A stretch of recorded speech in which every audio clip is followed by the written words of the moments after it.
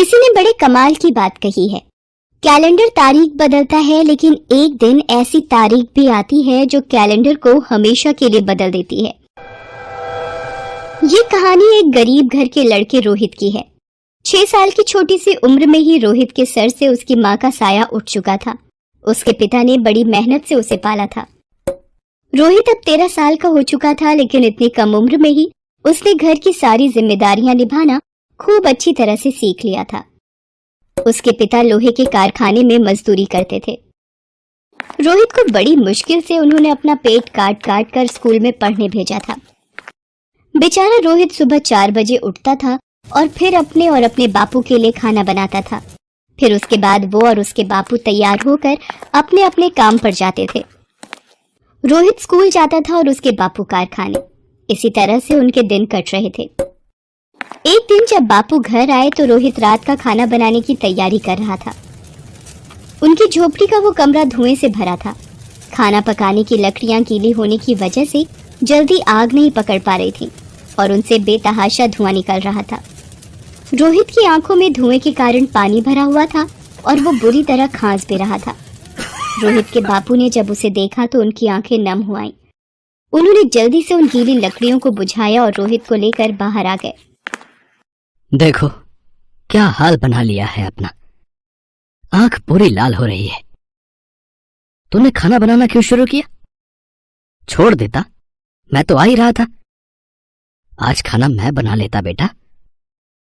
नहीं बापू, तुम सुबह से शाम तक मेहनत करते हो, शाम को थके हारे घर आते हो। मुझे ये अच्छा नहीं लगता कि आप काम भी करो और खाना भी बनाओ।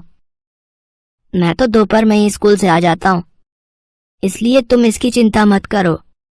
खाना मैं ही बना लिया करूंगा, तुम बस आराम करो। नहीं, आज यहाँ कोई खाना नहीं बनेगा। तो बापू हम खाएंगे क्या? मुझे तो बड़ी जोरों की भूख लगी है बापू। आज मुझे तनख्वाह मिली है, आज दोनों बाप बेटे बाहर खाएंगे। हाँ। ये सुनकर रोहित खुश हो गया।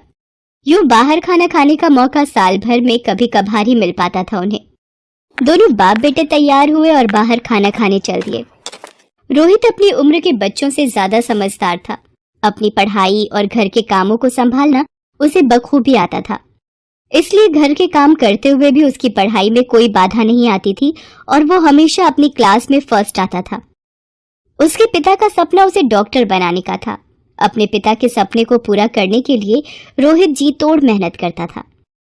उनके दिन इसी तरह हंसी खुशी बीत रहे थे कि अचानक एक दिन उनकी खुशियों को ग्रहण लग गया। उस दिन कारखाने में काम करते हुए लोहे का एक भारी टुकड़ा उसके बापू के हाथ पर गिर गया। बापू का हाथ बुरी तरह कुचला गया। 4-5 महीने में बापू ठीक तो हो गए, लेकिन डॉक्टर को उनके दोनों हाथ काटने पड़े। 5 महीने बाद बापू अस्पताल से घर आए। हे भगवान, ये क्या हो गया? कितने सपने देखे थे, अब मेरे बच्चे का क्या होगा? पहले मेरी पत्नी, फिर मेरा हाथ, एक एक कर तूने मुझसे सब छीन लिया। बस एक आस के लिए जी रहा था कि अपने रोहित को डॉक्टर बनता हुआ देखूं, मगर लगता है कि अब ये सपना कभी पूरा नहीं हो पाएगा। रोहित अपने बापू की सारी बात सुन रहा था। वो बापू के पास आया और उनके सिर पर हाथ फेरते हुए बोला, आप चिंता मत करो बापू, आपका सपना अभी मरा नहीं है। मैं आपका सपना जरूर पूरा करूंगा और एक दिन बहुत बड़ा डॉक्टर बनूंगा। उस दिन से रोहित ने खुद को मेहनत की भट्टी में झोंक दिया। वो सुबह 4 बजे उठता था और खाना बनाता था। फिर बापू को उनका खाना और दवाइयां देकर तैयार होकर स्कूल जाता था। फिर दोपहर में स्कूल की छुट्टी हो जाने पर वो लोगों के घरों में जा जाकर एक कंपनी का साबुन बेचता था। इस तरह साबुन बेचने से कंपनी जो उसे पैसा दे देती थी, उससे स्कूल की फीस और घर का खर्चा चलने लगा। शनिवार और रविवार को वो पूरा दिन साबुन ही बेचता था। इससे उसे थोड़े ज्यादा पैसे मिल जाते थे। इसी तरह कई साल गुजर गए। रोहित ने भी स्कूल की पढ़ाई पूरी कर ली। उस दिन मेडिकल की परीक्षा का फॉर्म भरने की आखिरी तारीख थी। रोहित के पास पैसे बिल्कुल नहीं थे। इधर कुछ दिनों पहले उसके पिता की तबीयत अचानक बिगड़ गई थी। इस वजह से उसके सारे जमा पैसे खत्म हो गए थे। इधर कुछ दिनों से एक भी साबुन नहीं बिका है। कंपनी वालों ने उधार देने से मना कर दिया। आज अगर आज फॉर्म नहीं भरा तो मेरा पूरा साल बर्बाद हो जाएगा। हे भगवान, थोड़े से साबुन बिकवा दे जिससे फॉर्म भरने लायक पैसे मिल जाएं। मगर भगवान भी बड़ा निर्दयी होता है, हर इच्छा पूरी नहीं करता। दिन भर चप्पलें घिसने के बाद भी उसका एक भी साबुन नहीं बिका। भूख प्यास से उसका बुरा हाल हो गया था। सवेरे से खाना तो क्या, पानी की एक बूंद भी उसके गले से नीचे नहीं उतरी थी। थक हार कर वो एक घर के सामने पहुंचा और सोचा, अगर इस घर से कोई मेरा साबुन खरीदता है तो मैं पैसे नहीं लूंगा, बल्कि कुछ खाने को मांग लूंगा। ये सोचकर उसने मकान का दरवाजा खटखटाया। अंदर से एक महिला निकली। रोहित उसे देखकर हड़बड़ा गया और उसी हड़बड़ाहट में उसने कहा, जी थोड़ा पानी मिलेगा? महिला ने ऊपर से नीचे तक रोहित को देखा और अंदर से बिस्किट का एक पैकेट और पानी लेकर आई और कहा, भूखा लग रहा है, ले, खाली पेट पानी नहीं पीते, पहले ये बिस्किट खा ले फिर पानी पीना। पानी पीकर और बिस्कुट खाकर रोहित की जान में जान आई। क्या तू पढ़ता लिखता नहीं? जी पढ़ता हूँ, मैंने 12वीं पास कर ली है। आगे डॉक्टरी की पढ़ाई करना चाहता हूँ।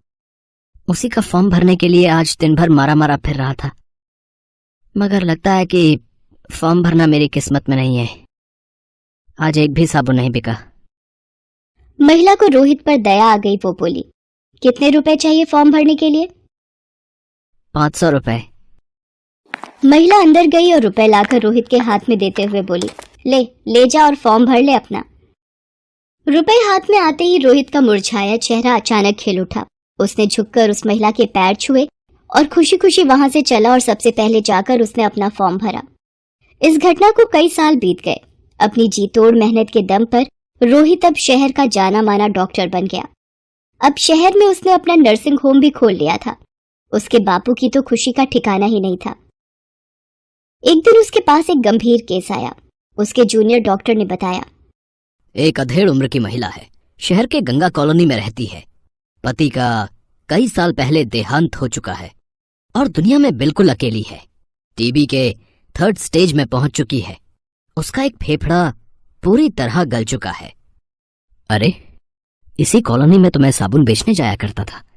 उसे फौरन एडमिट कर लो। मगर सर, उसके ट्रीटमेंट में लाखों का खर्चा आएगा और मुझे नहीं लगता कि वो इतने पैसे दे पाएगी। हमारा काम पहले मरीज की जान बचाना है, इसलिए उसे फौरन एडमिट करो। इसके बाद उस महिला को एडमिट किया जाता है। रोहित दिन रात एक करके उस महिला को मौत के मुंह से बाहर निकाल लेता है। 2 महीने में उस महिला की स्थिति सुधर जाती है।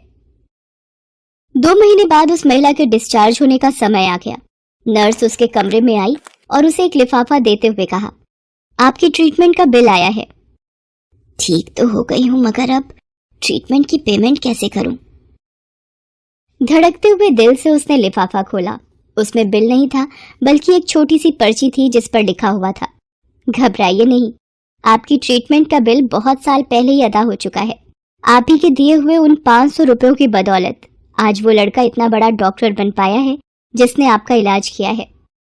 वो लड़का उन रुपयों का मोल तो अपनी सारी जिंदगी की कमाई देकर भी नहीं चुका सकता, फिर भी ये ट्रीटमेंट उसकी तरफ से एक छोटी सी भेंट समझ लीजिए। महिला की आंखों में आंसू आ गए। फिर रोहित उस महिला के सामने आया और बोला, जी हाँ, मैं ही वो लड़का हूं जो उस दिन गलियों में साबुन बेच रहा था और तब आपने ही मेरी मदद की थी और उसी मदद की बदौलत आज मैं इस मुकाम पर पहुंच पाया हूं। दोस्तों, वक्त सबका बदलता है, सब्र रखें और मेहनत करते रहें। Best buddies.